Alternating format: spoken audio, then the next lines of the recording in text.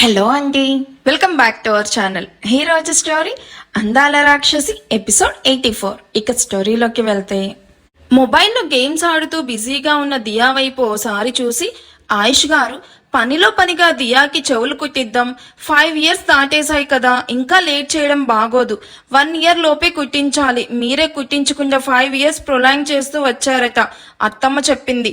చూడండి, ఇంత మంచి డ్రెస్ వేసినా కూడా మీ కూతురి మొహంలో లోటు కనిపిస్తూనే ఉంది. అదే చెవులు కుట్టించుంటే బుట్టలు పెట్టేదాన్ని, అప్పుడు దియా నిజంగా మహాలక్ష్మిలా ఉండేది. ఇయర్ రింగ్స్ లేకపోయినా దియా మహాలక్ష్మిలానే ఉంది. తను ఇంజెక్షన్ కే భయపడి ఫీవర్ తెచ్చుకుంటుంది, అలాంటిది ఇయర్ పీరింగ్ అంటే దియా ఇయర్స్ రెడ్ గా అవ్వడంతో పాటు బ్లడ్ కూడా వస్తుంది. అది చూసి నేనుండలేను. అంటే లైఫ్ లాంగ్ దియా ఇయర్ రింగ్స్ పెట్టుకోకుండా ఉండాలా? ఇప్పుడు తను ఇలా ఉన్నా కొంచెం పెద్దయ్యాక మిమ్మల్నే అంటుంది, మీ వల్లే తను ఇయర్ రింగ్స్ పెట్టుకోలేకపోతుంది అని. ఆయుష్ గారు, ఇంకా లేట్ చేస్తే పెయిన్ మరింత ఎక్కువ ఉంటుంది, కాసేపు మీరు కళ్ళు మూసుకొని కూర్చుంటే తను ఏడవకుండా నేను చూసుకుంటాను, కావాలంటే మీరే చూడండి అంటూ. దియా, నీకు ఇయర్ రింగ్స్ కావాలా వద్దా? కావాలంటే మీ డాడ్కి చెప్పు అంటూ దియా వైపు చూస్తుంది. ఐ వాంట్ మమ్మా. డాడ్, నాకు కూడా మమ్మ లాంటి ఇయర్ రింగ్స్ కావాలి ప్లీజ్ డాడ్ అంటూ ఆయుష్ వల్ల కూర్చొని ముద్దుగా మొహాన్ని పెడుతుంది. పెయిన్ గా ఉంటుంది దియా, నువ్వు బేర్ చేయలేవు, నా మాట విను.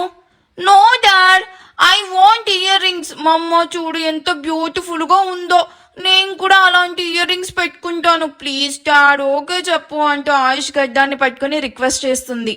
వాట్, మీ మమ్మ అంత పెద్ద ఇయర్ రింగ్సా? నథింగ్ డూయింగ్, చిన్న స్టడ్స్ చాలు. ఓకే, నీ ఇష్ట ప్రకారమే నీకు ఇయర్ పేరింగ్ చేపిస్తాను, ఓకేనా అని చెప్పడంతో దియా నవ్వుతూ లవ్ యూ డాడ్ అంటూ ఆయుష్ ని హక్ చేసుకొని నవ్వుతుంది.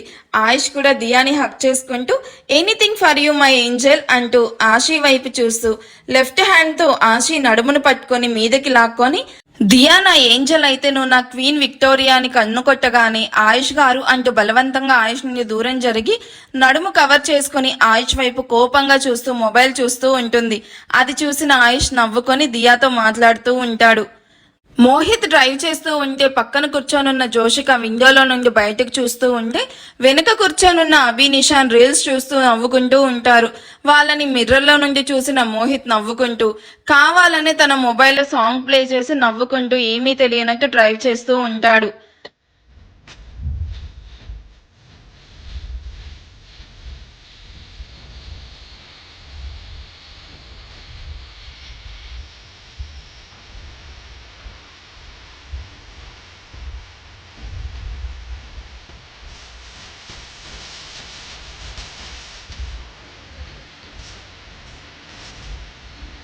మోహిత్ సాంగ్ కి నిషాన్ మోహిత్ వైపు సీరియస్ లుక్ ఇస్తుంటే మోహిత్ నవ్వుతూ హౌ ఈస్ ద సాంగ్ నిష్, చాలా మీనింగ్ ఉన్న సాంగ్ కదా, ఏమంటావురా అని నవ్వాపుకుంటూ అడుగుతాడు. బావా స్టాప్ ఇట్ అంటూ తనకి కాల్ రావడంతో కాల్ లిఫ్ట్ చేసి మాట్లాడుతూ ఉంటాడు. అభి డల్ గా కూర్చొనున్న జోషిక వైపు చూసి వదిన ఏమైంది నీకు, ఎందుకంత డల్ గా ఉన్నావంటూ వెనుక నుండి జోషి మెడ చుట్టూ చేతులు వేసి ఆప్యాయంగా అడుగుతుంది. ఈ కొద్ది పరిచయానికి అభి అంత క్లోజ్ అవ్వడంతో జోషి కొంచెం ఆశ్చర్యపోతూనే ఏం లేదభి అంటూ చిన్నగా నవ్వి ఊరుకుంటుంది. నీ చూపుకి మీనింగ్ నాకు అర్థమైంది వదిన, ఈ రోజే కదా మనం మీట్ అయ్యాము, అంతలోనే నీతో ఇంత క్లోజ్ అయ్యాననే కదా. నేనంతే వదిన, చాలా అంటే చాలా త్వరగా క్లోజ్ అవుతాను, మా అక్కలా కాదు. అక్క కూడా అవుతుంది, బట్ నా అంత అవ్వలేదు. ఇన్ఫాక్ట్ ఇద్దరం సిస్టర్స్ అనే కానీ మేము టోటల్లీ డిఫరెంట్. అది లుక్స్ వైజ్ కావచ్చు, వే ఆఫ్ టాకింగ్, ఇద్దరు క్యారెక్టర్స్, హాబీస్, ఇలా అన్నీ కూడా చాలా డిఫరెంట్. యునో వదిన, నాకు అక్కకి ఎలాంటి పోలికలు లేకపోయినా మోహిత్ అన్నయ్యకి అక్కకి చాలా దగ్గర పోలికలు ఉన్నాయి, అబ్జర్వ్ చేసావా? ఇద్దరి నోస్ సేమ్ ఒక్కటే, అండ్ ఫేస్ కూడా కొంచెం మ్యాచ్ అవుతుంది. ఇద్దరు పక్క పక్కన నిల్చుకుంటే రియల్ బ్రదర్ అండ్ సిస్టర్స్ లా ఉంటారు. వాట్ యు సే అన్నయ్య? బ్రదర్ అండ్ సిస్టర్ లా ఉండడం కాదబి, నిజంగానే ఆశీ నా ఓన్ సిస్టర్, కానీ అది చెప్పుకోలేని స్థితిలో ఉన్నాను. మీ నాన్న స్వార్థం ఆశీకి మమ్మల్ని దూరం చేస్తే బావ ప్రేమ తిరిగి మమ్మల్ని తనకి దగ్గర చేసింది అని అనుకుంటూ నిజమే అభి, అలాగే ఉంటాం అని అనగాని నిషాన్ కంట్రోల్ బావా అని కళ్ళార్పి అభిను ఆ టాపిక్ నుండి డైవర్ట్ చేస్తాడు. ఇక్కడ ఆశీ గురించి తెలిసిన వాళ్ళు ఆయుష్, నిషాన్, విక్రమ్, మోహిత్ అండ్ మోహిత్ తో తన పేరెంట్స్, వీళ్ళకు మాత్రమే ఆశీ జన్మ రహస్యం తెలుసు. అందుకే బాధపడుతున్న మోహిత్ కి ఓదార్పు ఇవ్వడంతో మోహిత్ కాసేపటికి నార్మల్ అవుతూ అది గుర్తు పెట్టుకుని ఆశి పెళ్లిలో కావాలని బావ మీ నాన్న హ్యాండ్ కట్ చేశాడు. నీకు అవసరానికి హెల్ప్ చేసినందుకు మా రుణాన్ని బాగా తీర్చుకున్నావు ప్రభాకర్ అంటున్న సంధ్య మాటలకు ప్రభాకర్ కళ్ళు వర్షించే మేఘాల్లాగా మారుతాయి. సంధ్య కామ్ డౌన్. ఇప్పుడు నువ్వు కోపంలో ఏదో ఒకటి అన్నంత మాత్రాన ఆశి మన కూతురు అవ్వదు కదా, ప్లీజ్ కంట్రోల్ అంటూ ఏడుస్తూ ఉన్న సంధ్యను దగ్గరకు తీసుకుంటాడు. నన్ను ఆపకండి, నాదిప్పటి బాధ కాదు. 25 సంవత్సరాల నుండి నాలో నేనే ఎంత కుమిలిపోతున్నానో మీకు తెలుసా? నాకు కమల్ పిల్లలు పుట్టారని తెలిసి ఆనందించే లోపే కనీసం నా బిడ్డని కల్లారా చూడకముందే నా కూతుర్ని నాకు కాకుండా చేశాడు. ఎలా క్షమించాలండి? నేను ఇన్నాళ్ళ పడ్డ బాధ అంత త్వరగా పోతుందా? పుట్టినప్పుడే ఒక కూతురు దూరం అయ్యున్నా కూతుర్ని అల్లారు ముద్దుగా పెంచుకుంటున్న నాకు దేవుడు ఆ సంతోషం కూడా ఉండనివ్వకుండా దాన్ని కూడా తీసుకుని వెళ్ళిపోయాడు. నాకు ఎలా ఉంటుందో మీరే చెప్పండి అని ఏడుస్తూ అడుగుతుంది. దిలీప్ తన కన్నీళ్లు తుడుచుకుంటూ జరిగిపోయిన వాటి గురించి ఎంత ఆలోచించి ఏడ్చినా ఉపయోగం లేదు. కామ్ డౌన్ సంధ్య. మన కూతుర్ని మన నుండి దూరం చేసి ఆశీను సొంత కూతురులానే చూసుకొని తనకు ప్రేమని పంచాడు. సో నువ్వు బాధపడుకు. కొన్ని కోట్ల వారసురాలైన నా బిడ్డ మామూలు ఎంప్లాయీగా జాబ్ చేయడానికి కారణం ఈ ప్రభాకర్ని. అలాంటి ఈ మనిషిను నేను ఎప్పటికీ క్షమించను. అలా క్షమించాలంటే నా కూతురికి నిజం చెప్పమని చెప్పండి, అప్పుడు నేను క్షమిస్తా. ఏంటి ప్రభాకర్ చెప్తావా అనగానే ప్రభాకర్ కన్నీళ్లతో సంధ్య వైపు చూస్తూ, అది నా వల్ల కాదు మేడం. ఈ నిజం ఆశకి తెలిస్తే తను నన్ను చూసే చూపు నేను భరించలేను. ప్లీజ్ ఈ విషయం ఇంతటితో వదిలేయండి. వదిలేయాలా? ఎంత ఈజీగా చెప్పావు. అయినా విధి ఎంత విచిత్రమైనదో చూసావా? నువ్వు మా కూతుర్ని మాకు దూరం చేసిన దేవుడు ఎలా కలిపాడో. అది కూడా నా చిన్న కూతురు బ్రతకడానికి అవసరమైన గుండె కూడా నా పెద్ద కూతురే ఇచ్చింది. దీన్నే అంటారు రక్త సంబంధం అని. అది ఎక్కడికి పోదు. అషికాకి తెలిసిందేమో దిలీప్ తన చెల్లి చావు బ్రతుకుల మధ్య ఉందని, అందుకే ఆ క్షణంలో కూడా అంత షార్ప్ గా రియాక్ట్ అయింది అని ఏడుస్తూ దిలీప్ ని హత్తుకుని ఏడుస్తూ ఉంటుంది. దిలీప్ సంధ్యను ఓదారుస్తూ డ్రైవర్ కమ్ అనగానే డ్రైవర్ లోపలికి వచ్చి కార్ స్టార్ట్ చేస్తాడు. దిలీప్ కాసేపటికి సంధ్యను నార్మల్ చేయడంతో సంధ్య దిలీప్ భుజం మీద తల పెట్టుకొని తను ఆశీను ఎలా మిస్ చేసుకుంటుందో గుర్తు చేసుకుంటూ ఉంటుంది. ఇక్కడ మీకు చిన్న ఫ్లాష్ బ్యాక్ ఓపెన్ అవుతుంది. జస్ట్ చిన్నదే. నాతో పాటు మీరు కూడా 25 సంవత్సరాల వెనక్కి పదండి, వెళ్దామా? దిలీప్ సంధ్య మ్యారేజ్ చేసుకుని ఫారిన్ లో సెటిల్ అయ్యారు. 4 సంవత్సరాల మోహిత్ ను తీసుకుని 6 నెలల కడుపుతో ఉన్న సంధ్య తన అన్నయ్యకి యాక్సిడెంట్ అయిందని తెలిసి దిలీప్ తో కలిసి ఇండియాకి వస్తుంది. వీళ్ళు వచ్చేసరికి తన అన్నయ్య హాస్పిటల్లో చనిపోయాడు అని తెలిసి ఎయిర్పోర్ట్ నుండి డైరెక్ట్ గా హాస్పిటల్ వైపు వెళ్తున్న క్యాబ్ ఎవరినో డాష్ ఇవ్వడంతో ఆ వ్యక్తి కార్ తగిలి కింద పడి స్పృహ తప్పుతాడు. అది చూసిన దిలీప్ ఫాస్ట్ గా ఆ వ్యక్తిని తీసుకుని వాళ్ళు వెళ్లాల్సిన హాస్పిటల్ కి తీసుకుని వెళ్లి ట్రీట్మెంట్ చేయిస్తాడు. గంట సేపటి తర్వాత మెల్లగా కళ్ళు తెరిచి చూసిన వ్యక్తి ఎదురుగా ఉన్న దిలీప్ ని చూసి ఎవరు అన్నట్టు చూస్తూ ఉంటే, హలో, ఇప్పుడు మీకు ఎలా ఉంది? మీకు యాక్సిడెంట్ చేసిన క్యాబ్ లో ఉన్నది నేనే. ఐఎమ్ సారీ అండి, నా పేరు దిలీప్ అంటూ తనని తను పరిచయం చేసుకుని, once again I'm really sorry, ఏదో తొందరలో ఫాస్ట్ గా వెళ్ళమని నేనే డ్రైవర్ కి చెప్పాను. పర్లేదు సార్, నేనే ఏదో ఆలోచిస్తూ పరధ్యానంగా నడిచాను, అందుకే ఇలా జరిగింది. ఇందులో మీ మిస్టేక్ ఏమీ లేదు. అండ్ థ్యాంక్స్, నాకు ఎందుకు అని వదిలేయకుండా హాస్పిటల్కి తీసుకొచ్చి హెల్ప్ చేసినందుకు మిమ్మల్ని మర్చిపోలేను. అయ్యో ఇట్స్ ఓకే, ఇంతకీ మీ పేరు చెప్పలేదు అంటూ ఆ వ్యక్తి పక్కన కూర్చొని అడుగుతాడు. హో సారీ, నా పేరు ప్రభాకర్ అంటూ దిలీప్ కి షేక్ హ్యాండ్ ఇచ్చి అలా ఒకరిని ఒకరు పరిచయం చేసుకుంటారు. నీకే హెల్ప్ కావాలన్నా నాకు కాల్ చేయి, ఇట్స్ మై నెంబర్ అంటూ కార్డు ప్రభాకర్ చేతిలో పెడుతూ ఏడుస్తూ ఉన్న సంధ్యను తీసుకుని అక్కడి నుండి వెళ్ళిపోతాడు. ప్రభాకర్ అనిత ఇంట్లో పెళ్లికి ఒప్పుకోలేదని, అందరినీ కాదు అని హైదరాబాద్కి వచ్చి అందరికీ దూరంగా లైఫ్ లీడ్ చేస్తూ ఉంటారు. అప్పటికే వీళ్ళకి మ్యారేజ్ జరిగి 5 years అవుతున్నా అనితకి పిల్లలు పుట్టారు. కన్సీవ్ అయినా కూడా అనితకి ఏదో ఒక హెల్త్ ఇష్యూ వచ్చి అబార్షన్ జరిగిపోయేది. ఇలా 3 జరిగాయి. 4వసారి అనిత మళ్ళీ కన్సీవ్ అవుతుంది. ఈసారి కూడా ముందులా జరిగితే నేను భరించలేను, ఈ బిడ్డ నాకు పుట్టి తీరాలి అని అనిత ఆ బేబీ మీద ఫుల్ కేరింగ్ తీసుకుంటూ తన హెల్త్ని జాగ్రత్తగా చూసుకుంటూ ఉంటుంది. ప్రభాకర్ కూడా అనితకి చిన్న కష్టం కూడా కలగకుండా అన్నీ తనే చేస్తూ ఉంటే అనిత వంట మాత్రం చేస్తూ ప్రభాకర్ చూపిస్తున్న కేరింగ్తో చాలా హెల్తీ అండ్ హ్యాపీగా ఉంటుంది. ఎవ్రీ మంత్ తనని హెల్త్ చెకప్ కోసం హాస్పిటల్కి తీసుకుని వెళ్తూ తన డైట్ ప్రకారమే ఫుడ్ పెడుతూ తనని చిన్న బేబీ లాగా చూసుకుంటూ ఇద్దరు పుట్టబోయే బిడ్డ మీద చాలా ఆశలు పెట్టుకుని అనుక్షణం జాగ్రత్తగా ఉంటారు. అంతా బాగుంది అన్న టైంకి ప్రభాకర్కి జాబ్ పోవడంతో ఇంటి rent, current bill, groceries, Anitha diet food and తన మెడిసిన్స్, హెల్త్ చెకప్ అంటూ ఒక్కసారిగా అన్ని ప్రాబ్లమ్స్ ప్రభాకర్ను చుట్టుముట్టాయి. ఎన్ని ఆఫీసుల చుట్టూ తిరిగినా ప్రభాకర్కు జాబ్ రాక, అనితకి మెడిసిన్స్ కొనడానికి కూడా డబ్బులు లేక, తనకి హెల్తీ ఫుడ్ పెట్టకపోతే ఈసారి కూడా బేబీ ఎక్కడ దూరం అవుతుందా అన్న భయంతో ఆలోచిస్తూ అప్రధ్యానంగా రోడ్డు మీద వెళ్తున్న ప్రభాకర్ని క్యాబ్ డాష్ ఇవ్వడంతో దిలీప్ తనను హాస్పిటల్లో జాయిన్ చేశాడు. దిలీప్ వాళ్ళు అక్కడి నుండి వెళ్ళిపోయాక ప్రభాకర్ కాసేపటికి డిశ్చార్జ్ అవ్వడంతో ప్రభాకర్ నుదుటిన తగిలిన దెబ్బను తుడుచుకుంటూ మళ్ళీ జాబ్ ట్రయల్ స్టార్ట్ చేస్తాడు.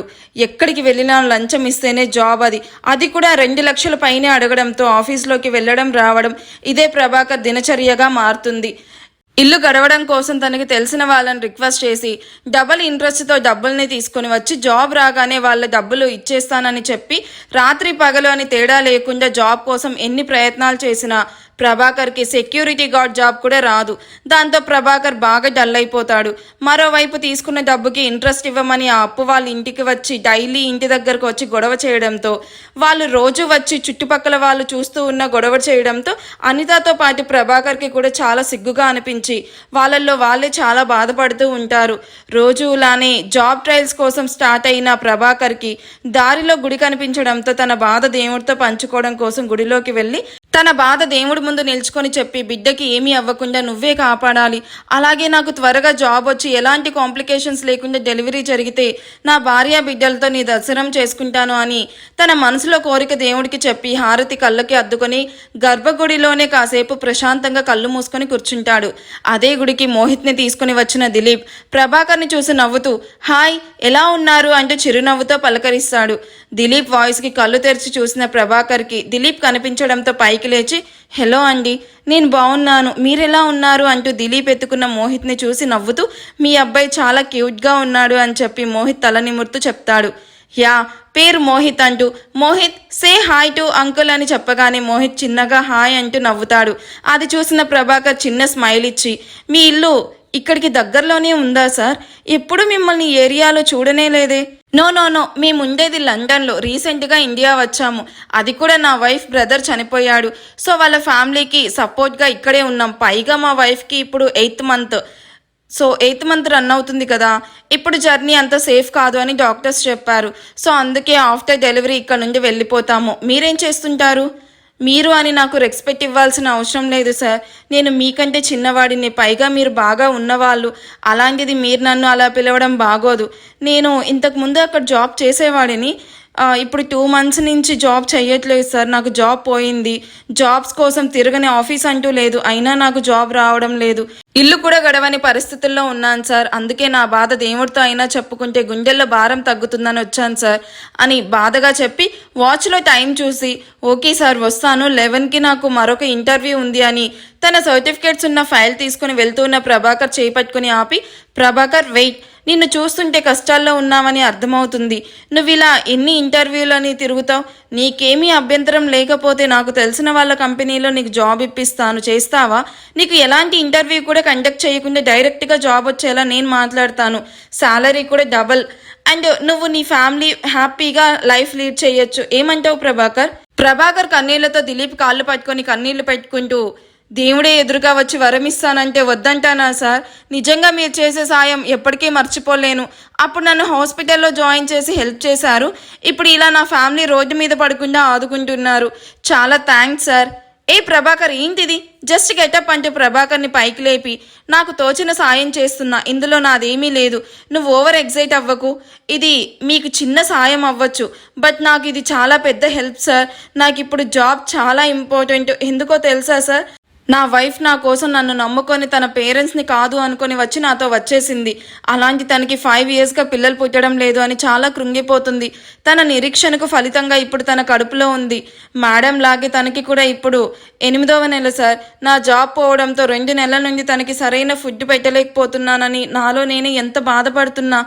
ఇలాంటి టైంలో మీరు చేసే సాయం ఎప్పటికీ మర్చిపోలేను సార్. నిజంగా మీరు నాకు దేవుడితో సమానం. ప్రభాకర్ కోల్, నీకు జాబ్ వచ్చినట్టే. రేపు నువ్వు ఆఫీస్కి వెళ్ళి నీ పేరు చెప్పు, నీ జాబ్ అక్కడ రెడీగా ఉంటుంది. డోంట్ వర్రీ, నీ వైఫ్కి సేఫ్ డెలివరీ అవుతుంది. Be happy. నేను ముందే చెప్పాను నీకు ఎలాంటి హెల్ప్ కావాలన్నా అడుగు అని. నువ్వే అడగలేదు. సరే, నీ నెంబర్ చెప్పు అని ప్రభాకర్ మొబైల్కి మిస్డ్ కాల్ ఇచ్చి అదే తన నెంబర్ అని చెప్పి సేవ్ చేసుకో, అలాగే రేపు 10కి ఆఫీస్కి వెళ్ళు అని చెప్పి మోహిత్తో అక్కడి నుండి వెళ్ళిపోతాడు.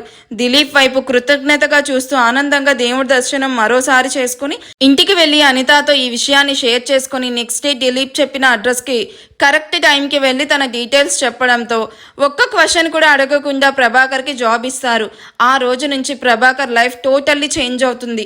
అనితను ముందు కంటే చాలా బాగా చూసుకుంటూ ఆ ఇరుకింట్లో నుండి మంచి ఇంట్లోకి షిఫ్ట్ అవ్వడంతో పాటు ఇంట్లోకి ఫర్నిచర్, అనితకి గోల్డ్ అంటూ ఇల్లు కొనడం కోసం మనీ కూడా సేవ్ చేస్తూ అనితకి రెగ్యులర్గా చెకప్ చేయిస్తూ అప్పుడప్పుడు సంధ్య దిలీప్లను మీట్ అవుతూ వాళ్ళతో మరింత అనుబంధాన్ని పెంచుకుంటాడు.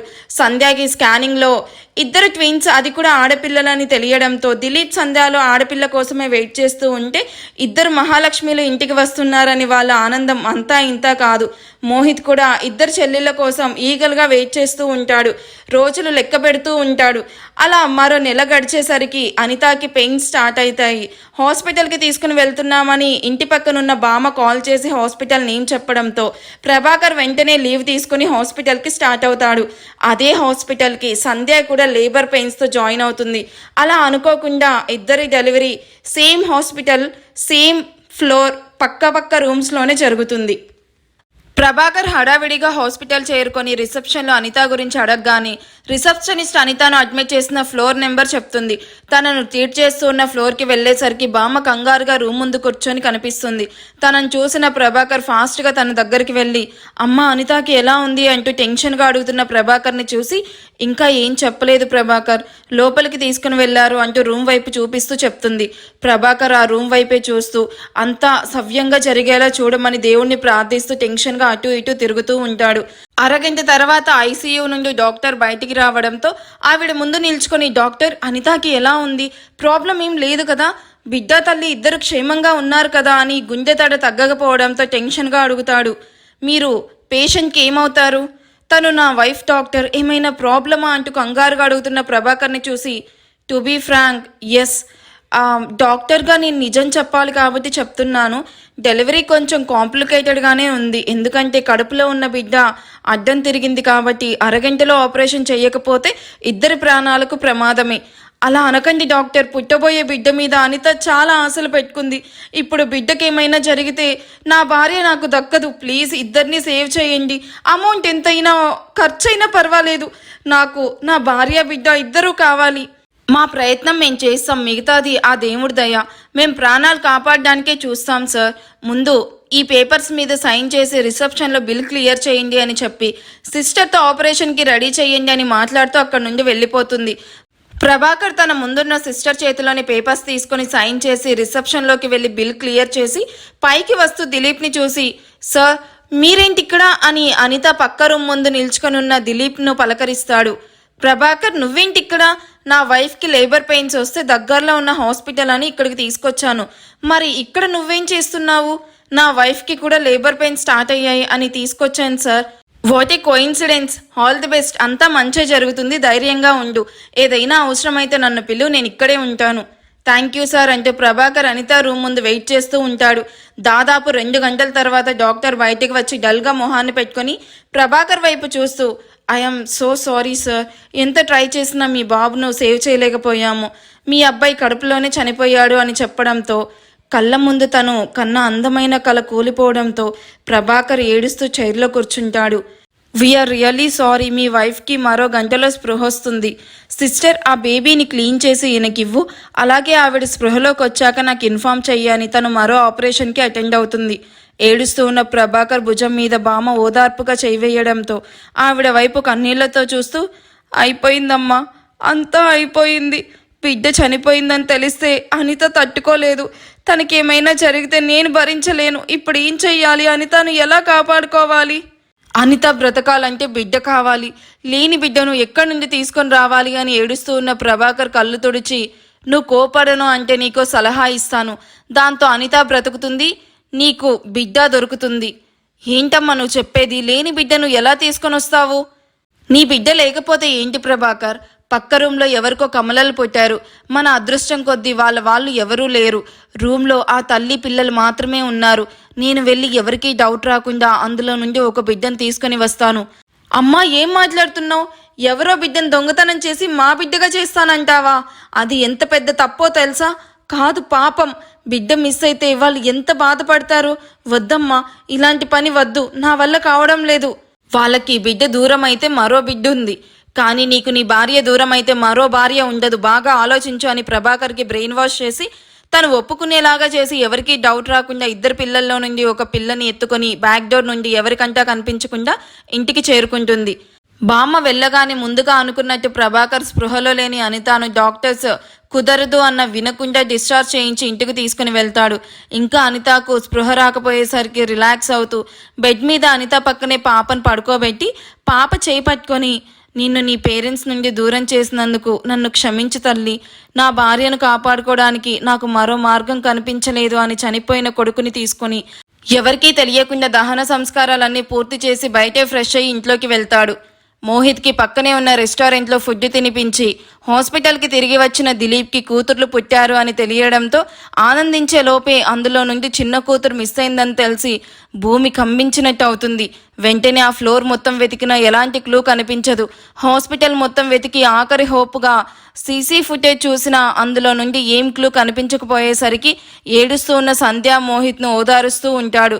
అలా బిడ్డను పోగొట్టుకున్న దిలీప్ సంధ్య కొన్ని రోజుల తర్వాత నెలల పాపగా ఉన్న అశికాంత్ తీసుకుని బరువెక్కిన గుండెతో లండన్కి వెళ్ళిపోతారు. ఇటు ప్రభాకర్ కూడా ఇంటి అడ్రస్ మార్చేసి అషితో ఆనందంగా లైఫ్ లీడ్ చేస్తారు. తను వచ్చిన వేళ విశేషం ప్రభాకర్కి ప్రమోషన్ కూడా రావడంతో సంతోషంగా సొంత ఇల్లు కట్టుకొని ఓన్ హౌస్కి షిఫ్ట్ అవుతారు. 2 సంవత్సరాల తర్వాత అనితకి ఎటువంటి కాంప్లికేషన్స్ లేకుండా అబితా పుడుతుంది. ప్రభాకర్కి సొంత కూతురున్న అషినే ఎక్కువ చూసుకునేవాడు. ఒకరు తక్కువ ఒకరు ఎక్కువ అని కాదు, ఇద్దరిని ఈక్వల్గా చూసుకుని ఇద్దరు కూతుర్లతో ఆనందంగా ఉండేవాడు. అషి చిన్నప్పటి నుంచి తన ఫ్యామిలీ సిచ్యువేషన్ని అర్థం చేసుకుంటూ తన 10th స్టాండర్డ్ అయినప్పటి నుంచి చిన్న ట్యూషన్స్ చెప్తూ ప్రభాకర్కి హెల్ప్ చేస్తూ అభిను పసిపాపలాగా చూసుకుంటూ తనకు కావాల్సినవన్నీ ఇవ్వడం కోసం తన ఇష్టాలనన్నీ చంపుకొని అభి సంతోషంలోనే తన సంతోషం చూసుకునేది. తనకి జాబ్ వచ్చినా కూడా శాలరీ మొత్తం ప్రభాకర్కే ఇస్తూ ఫ్యామిలీకి ఫుల్ సపోర్ట్ ఇచ్చేది. అందుకే ప్రభాకర్కి అభి కంటే అషి అంటేనే ఎక్కువ ఇష్టం. అందుకే ఒక్కసారిగా అషి దూరం అయ్యేసరికి ఆ షాక్తో ఇలా మంచానికి పరిమితం అయిపోయాడు. సార్ టెంపుల్ వచ్చింది అని డ్రైవర్ చెప్పడంతో ముగ్గురు గతం నుండి బయటకు వచ్చి కన్నీళ్లు తుడుచుకుంటూ కార్ దిగుతూ నిషాన్ ప్రభాకర్ కోసం వీల్ చైర్ సెట్ చేసి అందులో ఆయన్ని జాగ్రత్తగా కూర్చోబెట్టి టెంపుల్లోకి తీసుకుని వెళ్తాడు. ఎర్రగా కందిపోయిన సంధ్య మొహాన్ని చూసి తను బాగా ఏడ్చింది అని మోహిత్కి అర్థం అవ్వడంతో ఏం జరుగుంటుందో ఎక్స్పెక్ట్ చేసి సంధ్య భుజం చుట్టూ చేతులు వేసి, ఎవరు అవునన్నా కాదన్నా అషి నీ కూతురే మామ్. ఇప్పుడు నువ్వు ఏడ్చి తనతో ఉన్న ఈ హ్యాపీ మూమెంట్స్ను మిస్ అవ్వకు అని చెప్తున్న మోహిత్ వైపు చూసి చిన్నగా నవ్వి అషి దగ్గరికి వెళ్తుంది. డాడ్, అయిపోయిన గతాన్ని గుర్తు చేసుకుంటూ ఎందుకు డల్ అవుతున్నారు? అది జరిగి 25 సంవత్సరాలు అవుతుంది. ఇప్పుడు మీకు దాని గురించి పెద్ద నాన్నని తిట్టడం వల్ల మీ కోపం తగ్గుతుందేమో, కానీ ఆయన ఎంత బాధపడతారో ఒకసారి ఆలోచించారా? అఫ్కోర్స్ ఆయన మనకు చాలా ద్రోహం చేశారు, అందుకు నాకు కూడా కోపంగా ఉంది. కానీ ఇప్పుడు ఆయన హెల్త్ కండిషన్ బాగాలేదు. సో ప్లీజ్ ఇక వదిలేయండి. అషీను కన్నది మీరే అయినా తనని గుండెల్లో పెట్టుకుని పెంచింది ఆయనే. కన్న వాళ్ళ ప్రేమ కంటే పెంచిన వాళ్ళ ప్రేమ గొప్పది అంటారు. మీకు మీ కూతురు మీద ఎంత ప్రేమ ఉందో పెదనాన్నకు కూడా అంతే ఉంది. ఆయన చేసిన తప్పుకి 25 సంవత్సరాలుగా భయపడుతూనే ఉన్నాడు. అదే ఆయనకు శిక్ష. మీరు మళ్ళా మీ మాటలతో హర్ట్ చేయకండి. అషి ఆయనకేమైనా జరిగితే అస్సలు తట్టుకోలేదు. ప్లీజ్ అనగానే దిలీప్ మోహిత్ను హక్ చేసుకొని, చాలా బాగా చెప్పావురా, ఏదో బాధలో అన్నాం, ఇక అలా జరగదు, ప్రామిస్. మీ మామ్కి అర్థమయ్యేలాగా నేను చెప్తాను. ఓకే పద వెళ్దాం అంటూ వీళ్ళు కూడా టెంపుల్లోకి వెళ్తారు. ఈ ఎపిసోడ్ ఎలా అనిపించిందో నాకు కామెంట్ చేయండి. అండ్ అందాల రాక్షసి సీజన్ 1 ఆల్మోస్ట్ కంప్లీట్ అవ్వబోతుంది. ఇంకా హార్డ్లీ 4 to 5 ఎపిసోడ్స్ అనుకుంటున్నాము. సో వన్స్ అది సీజన్ 1 కంప్లీట్ అయ్యాక సీజన్ 2 ఎప్పుడు స్టార్ట్ చేయాలి అనేది మీ ఇంట్రెస్ట్ని బేస్ చేసుకొని చేస్తాము. ఇంకా దానికోసం స్క్రిప్ట్ కూడా ప్రిపేర్ చేయాలి. కాబట్టి మీరు బాగా ఇంట్రెస్టెడ్గా ఉన్నారు అంటే వెంటనే స్టార్ట్ చేద్దాము, లేదు అంటే కొంచెం గ్యాప్ తీసుకుందాము. ఆ గ్యాప్లో విలన్ హస్బెండ్ కంటిన్యూ అవుతూ ఉంటుంది. అండ్ చిన్న చిన్న స్టోరీస్ కూడా రిలీజ్ చేద్దాం అనుకుంటున్నాను ఇంకా. సో ఇంకా ఏదైనా మీ ఇష్టమే, వెంటనే స్టార్ట్ చేద్దామంటే వెంటనే స్టార్ట్ చేసేద్దాము. కొంచెం గ్యాప్ అయితే పడుతుంది, స్క్రిప్ట్ అవన్నీ ప్రిపేర్ చేసుకోవాలి కాబట్టి. సో అదన్నమాట విషయం. మీకు ఏంటి వెంటనే కావాలా, కొంచెం గ్యాప్ తీసుకుందామా అనేది మీరు నాకు కామెంట్లో చెప్పండి. So thank you for watching. Bye.